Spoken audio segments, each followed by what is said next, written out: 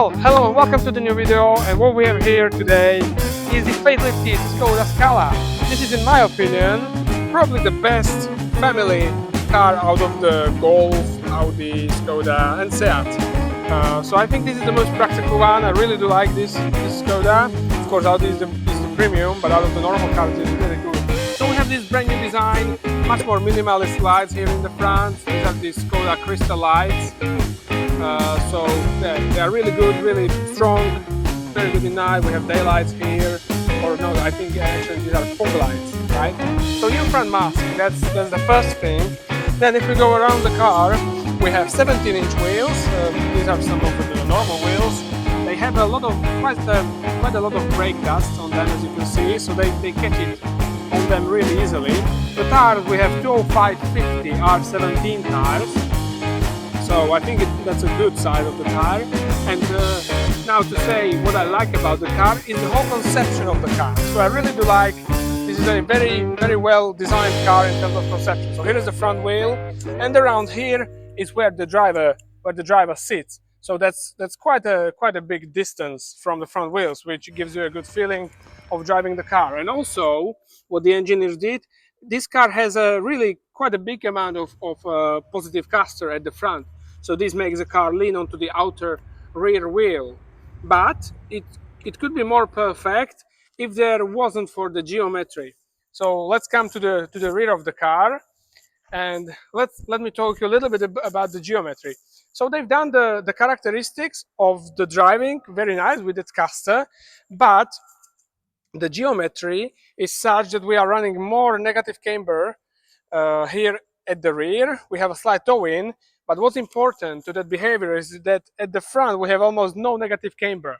And what that makes is that it basically gives the car much more of an understeer, because the car is not leaning onto the suspension but more onto the tire, and the sidewall of the tire then gets pressure onto it and you get understeer that way. So I think if they wanted to make the car drive even nicer, giving it more negative camber at the front would be the solution to that. Anyway, we are at the rear. So the general size of the light and the shape of the light is the same, but we have a new signature of the light.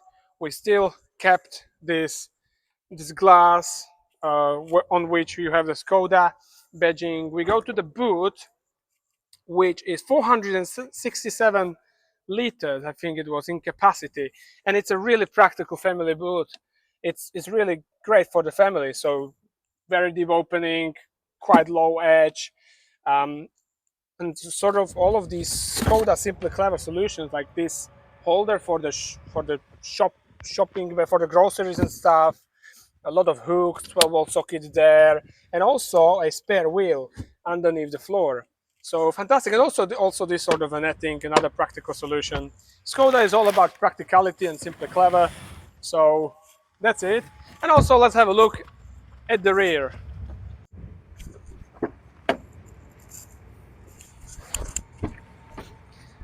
So the car has a wheelbase of 2.649 millimeters, so almost 2.65 meters, and the seating is quite nice at the rear. You have good space in all dimensions for the head, also in terms of width.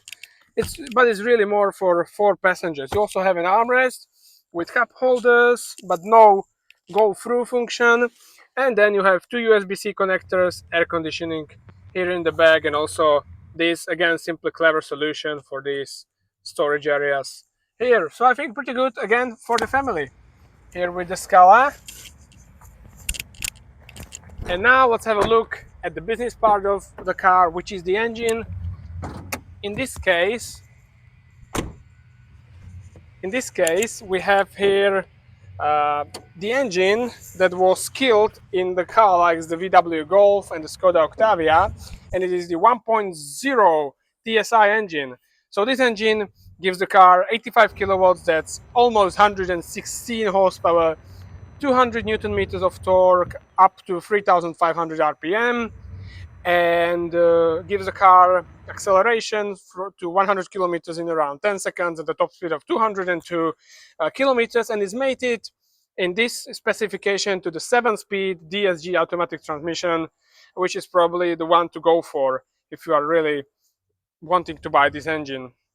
Anyway, being a city engine, it has really good consumption, but maybe one thing, it has a direct injection, not indirect injection.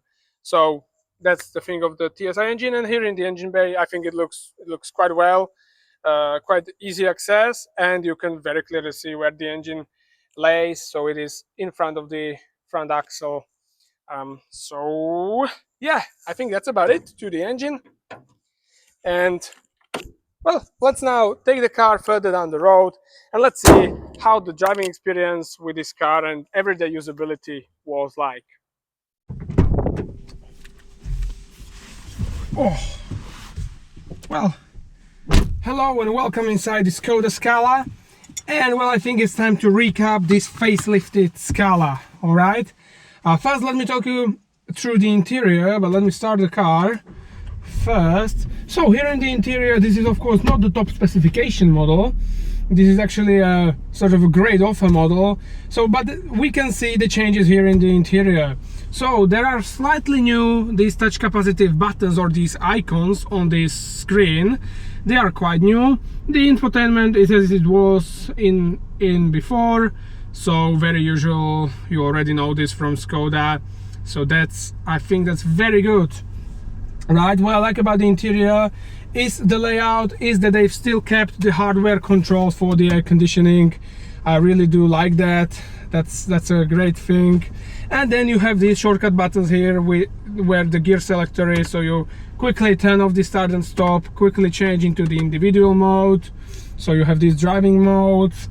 And here on the steering wheel, you can very quickly, with touch of a button and roll down, you can turn off the assistance that you hate. So in this regard, the lane assist and the speed recognition.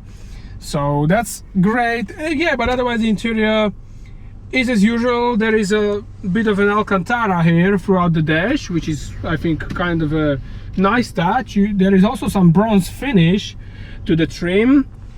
And I think I have the lounge seats, they are called.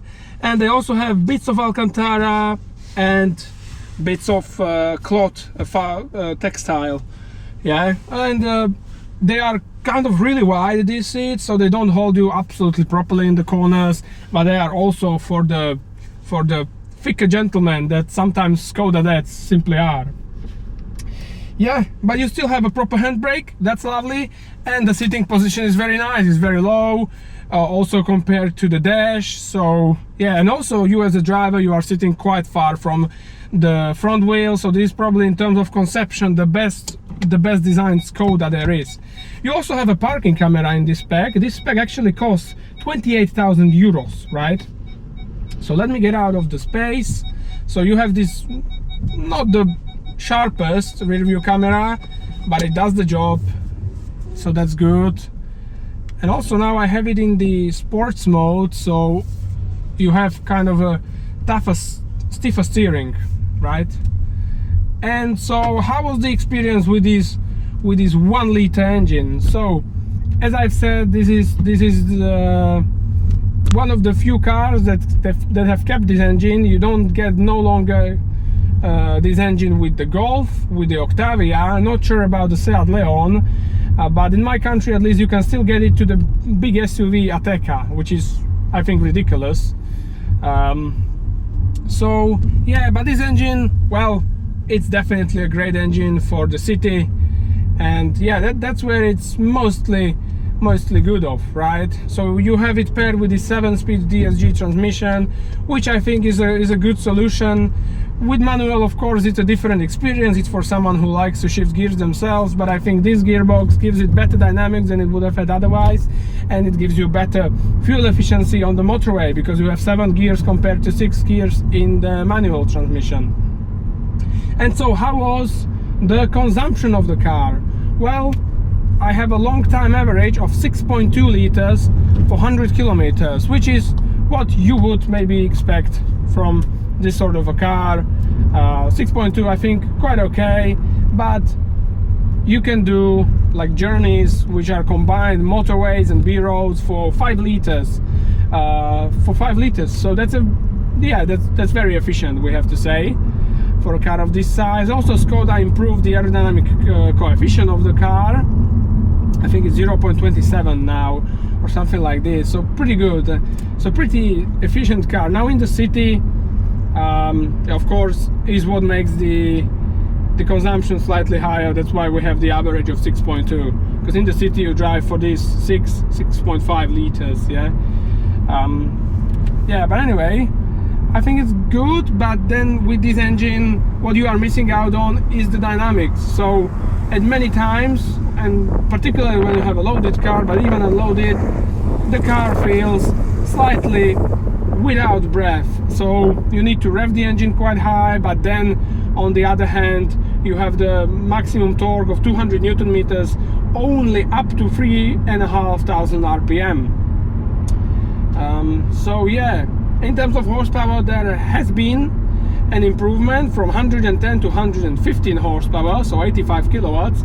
But yeah, maybe we can rev it out a little bit, even though, so you are in this 3,500 RPM in the Ford, but if you really rev it out, I mean, it can pull.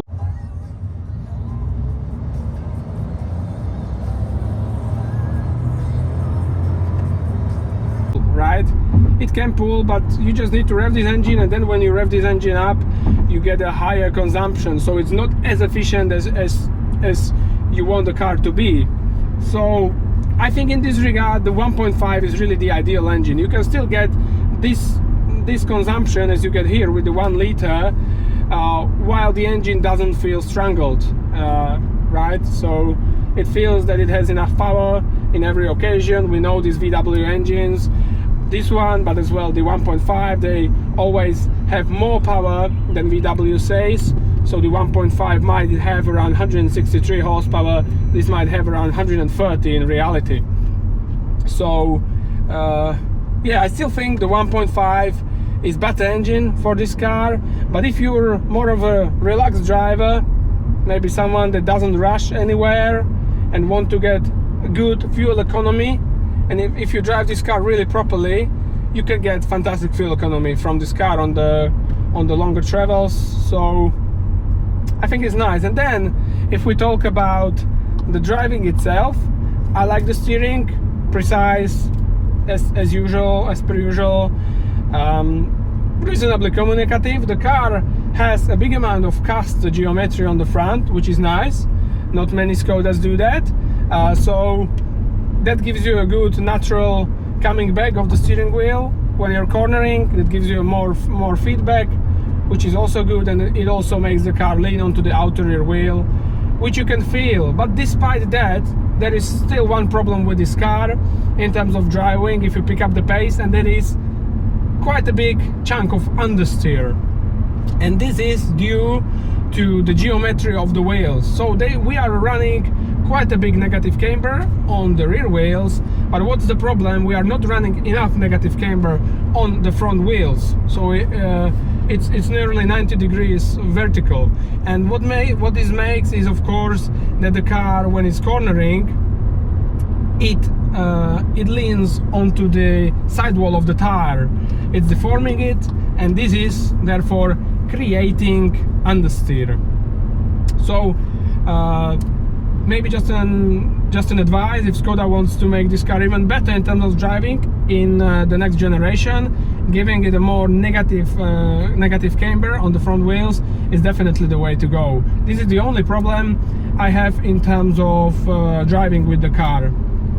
So that's the only thing I notice. Otherwise, well, as we know, Skoda is a very comfortable car, and also this is the case. So we have soft damping, soft springs, as you would expect, but it's actually a nice experience, because unlike the Octavia or the previous generation Superb, I haven't tested the new generation yet, this car is not bouncing that much on the front. There is just one bounce up after you drive through an undulation, so I think that's very good. And then where the crew is sitting, where the driver is sitting, that thing that I said, he is sitting quite far from the front wheels, it makes you not feel the bumps and undulations that much, because you are sitting quite far from where where the dumping happens, right?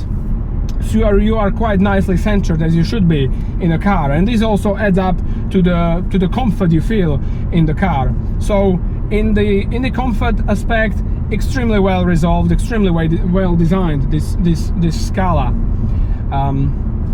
Right, so let's come to the likes and dislikes. So the likes, it has to be the design. So they improved the design. I think it's in a good way. It's more minimalistic, it's more elegant.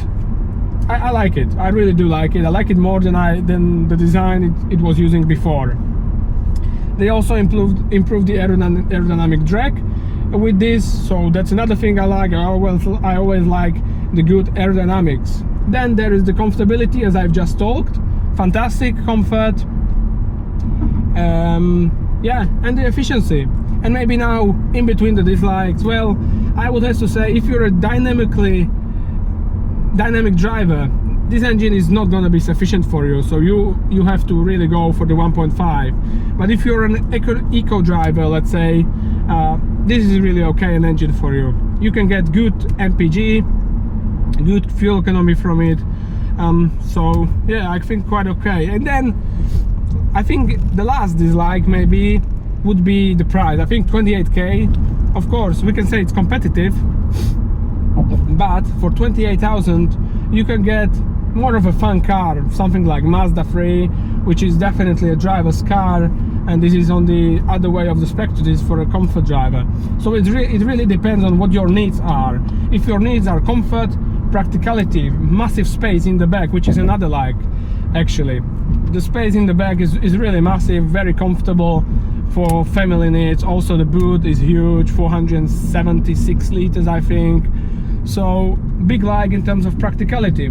So you see, it all depends in your needs. If your needs are space and comfort and practicality, this is definitely a good car. But if your needs are cornering, enjoyment behind the wheel, for 28,000 you can get a better car than this Skoda Scala, definitely. So yeah, I think that would be it to the facelifted Skoda Scala. A very good family car, I think. Well, it's not really better than Octavia, but definitely sufficient enough for a small family, and it's very comfortable to drive, also economical, and it does what you expect. It is dependable. So yeah, I quite like it.